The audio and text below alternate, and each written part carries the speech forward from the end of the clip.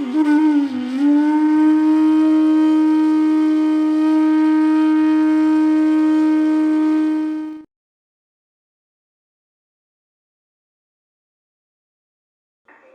દિવસો કેવાય 40, આજે પાંચમ થઈ, 30 દી તો વયાઈ ગયા.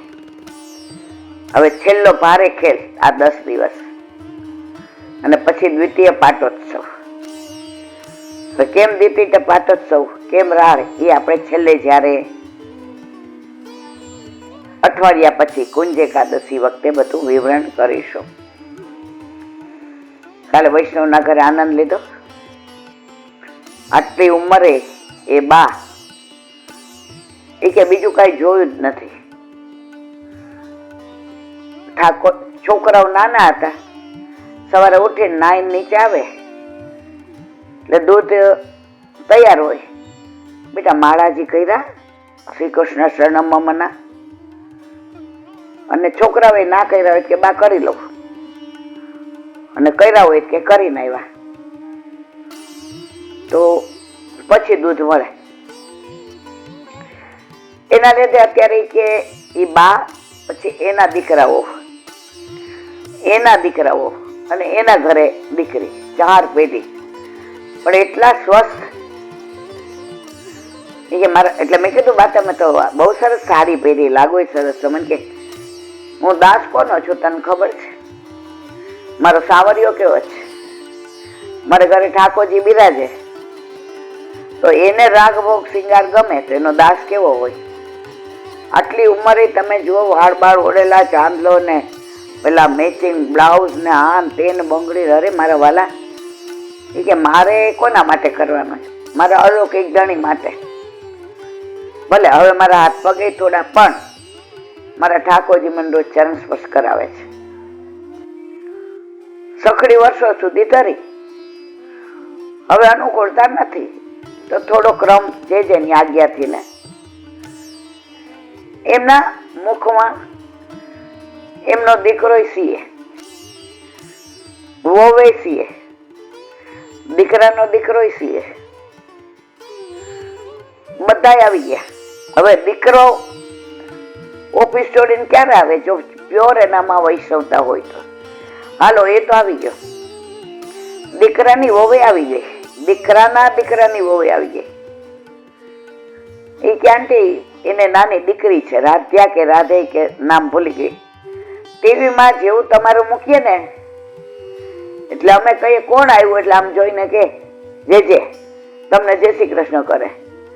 એટલે એ અત્યારે ટીવીમાં તમારો અવાજ સ્માર્ટ ટીવીમાં આવે અને તમે અત્યારે બહાર આવી ગયા તો એ મનમાં વિચારે છે કે આ બા ટીવીમાંથી બહાર કેવી રીતે આવ્યા. એટલે મારા સામું જ જોતી રહી. મેં તો બેટા કેમ સામું જુએ? તો કે તમને ઓળખે છે. મેં કીધું મેં તો પહેલી વાર જોઈ. મને કે પૂછ્યું મેં, એટલે એને પૂછ્યું ઈલાબાન ઓળખો? જે તો મારો કહેવાનો આશય, જો ઘરમાં આવું વાતાવરણ હશે ને તો બાળકોને તમારે કેવું નહીં પડે, ક્યાંય મોકલવાય નહીં પડે. ઘરમાં જ બા દાદા શિક્ષક, બા દાદા એને બધું શીખવાડશે. હવે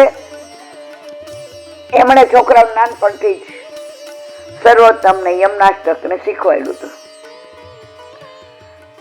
હવે દીકરીઓ બે ને પરણાવી, પ્યોર વૈષ્ણવ.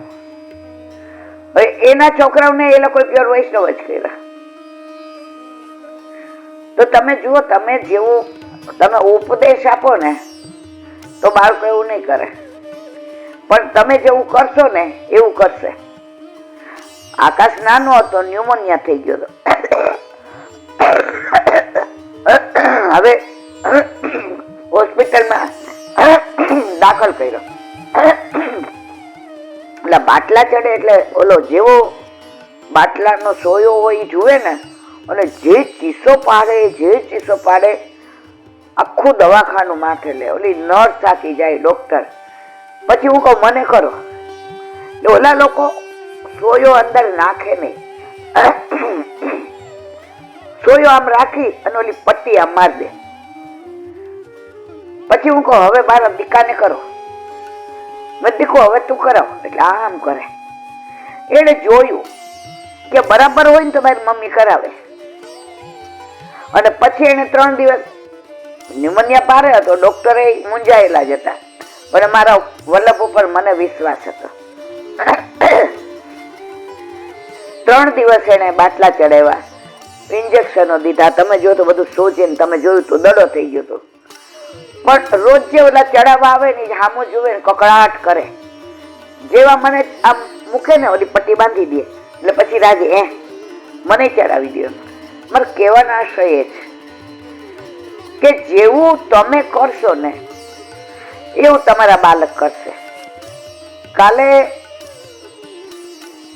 એક જેનું વચનામૃત સાંભળો કે જૈનો એના બાળકોને પાઠશાળા મોકલે છે, મુસલમાન એના મદ્રેસામાં મોકલે છે, ક્રિશ્ચિયન ચર્ચમાં મોકલે છે. તો આપણા ઉપર વલ્લભની કૃપા જુઓ તમે. જેના ઘરમાં પરંપરાથી ને સેવા સ્મરણ સત્સંગ હોય એ બા દાદાને સત્સંગમાં 84-252 આવડતા હોય, શિક્ષાપત્ર, યમનાષ્ટક. તો આપણા પુષ્ટિ માર્ગની વિચક્ષણતા એ છે કે આપણે ક્યાંય ન મોકલીએ ને તો આપણા છોકરાઓને આપણા ઘરમાં બા દાદા હોય એ નવરા પડે ને છોકરાઓ સ્કૂલેથી આવ્યા હોય અથવા તો ટ્યુશનમાંથી, હાલો બેટા આ આરાધ્યને ક્યાંથી આવડે છે? જે કે અત્યારે આગો રે, છેટો રે, અડતો નહીં, તને ખબર ના પડે, બધું છોવાઈ જાય. એ કે એ પછી એવો છોવાઈ જાય, એવો આગો રે ને તમારી પાસે કોઈ દિવસ આવે જ નહીં. તમે એને તિરસ્કારો નહીં, તમે એને નજીક બોલાવો.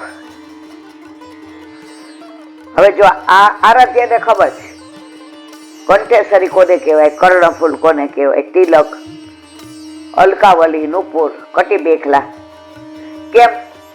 એ નાનપણથી બાજુ બેસે એટલે સવારે શ્રૃંગાર કરું એટલે ડીશમાં બધું મૂકો. આને શું કહેવાય દીકા? નથી ખબર, મૂકો. આને કહેવાય નુપુર. તો શરૂઆતમાં તો નપ્પો. હવે માનો કે એની માય ટાઈમમાં હોય, સગુન હોય નહીં, અને હું સામગ્રી કરતી હોઉં તો અવશ્ય કે બા હું શ્રૃંગાર કરું. ભલે મને ખબર છે એ એટલા સરસ ન કરે, પણ એના કોમળ કોમળ હાથ ઠાકોરજીને સ્પર્શ થાય ને ઠાકોરજી રાજી થાય. મને ભલે આપણા બાળકોના શિક્ષક ગુરુ આપણે જ છીએ. પછી ગુરુ પાસે લઈ જાઓ, પછી એ નામ મંત્ર દેશે ને બ્રહ્મ સંબંધ દેશે ને ફલિત થયા વિના નહીં રહે.